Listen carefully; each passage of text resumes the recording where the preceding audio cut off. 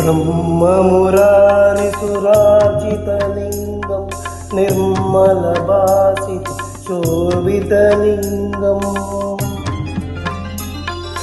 जन्मजदुःखविनाशकलिङ्गं तत्प्रणमामि सदाशिवलिङ्गम्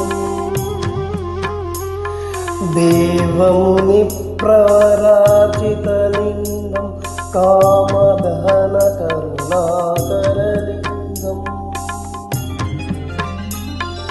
रावणदर्पविनाशनलिङ्गं तत्प्रणमामि सदाशिवलिङ्गम्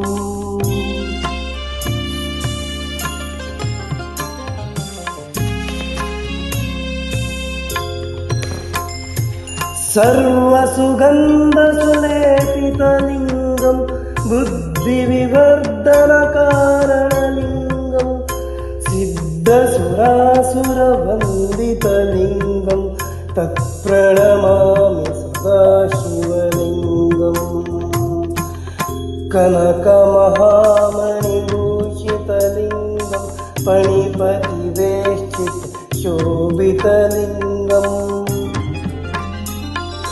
दक्षसुयज्ञविनाशनलिङ्गं तत्प्रणमामि सदाशिवलिङ्गम्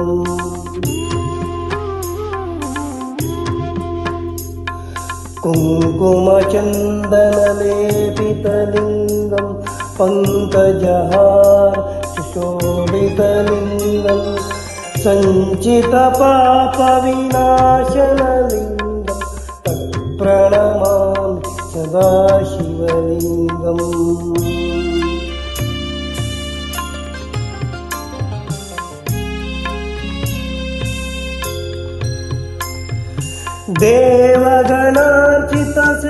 देवगणार्चितसेवितलिङ्गं भावैर्भक्तिभिरेव च लिङ्गं दिनकरकोटिप्रभाकरलिङ्गं तत्प्रणमामि सदाशिवलिङ्गम् अष्टदलोपरिवेष्टितलिङ्गं सर्वसमुद्भवकारणलिङ्गम्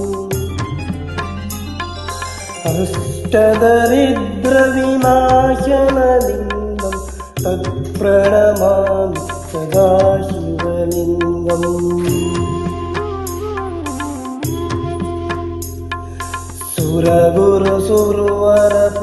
सुरगुरुसुरवरपूजितलिङ्गं सुरवनपुष्पसदार्चितलिङ्गं परमात्परं परमात्मकलिङ्गं तत्प्रणमामि सदाशिवलिङ्गम् लिङ्गाष्टकम् इदं पुण्यं यं पटे शिवे सन्निधौ शिवलोकामवाप्नोति शिवेन सह मोदिते.